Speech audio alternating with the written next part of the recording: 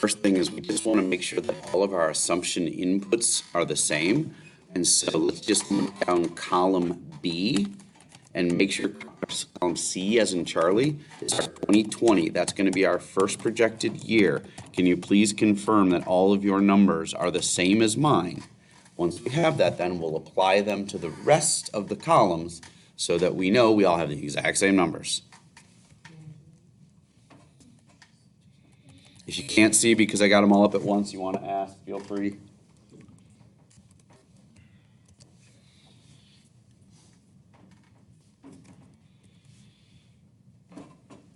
Thumbs up. All right, so in my basic Excel knowledge by now, if I'm you, I'm thinking Control Shift down until I get to the end. I'm thinking Control C.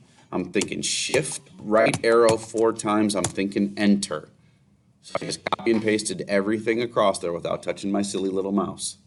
So now I know 2020 through 2024 have the exact same values in them. Now, income statement for me, please. Confirm 2024 revenues and 2024 net income with me as 17,114,315 and 904,527.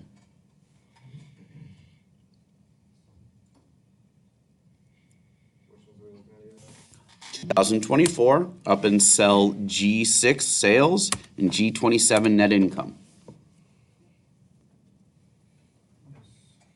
I have a question.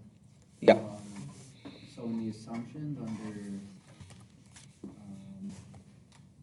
under the new product launch support, we still shouldn't have anything there? Give me columns and rows. You're talking about A17. Yes. No, yeah, C17. C17. Yes, we have 0 values across the line. All right. Pizer, did you find it? Okay, cool. All right, confirming then on to balance sheet 2024, column G, we should have 57,479,089 as our balance sheet totals.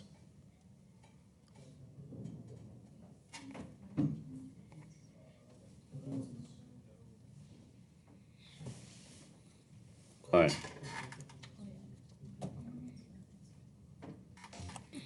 Then finally, confirm for us that in 2024, the net change in cash in G29-ish is 2502353.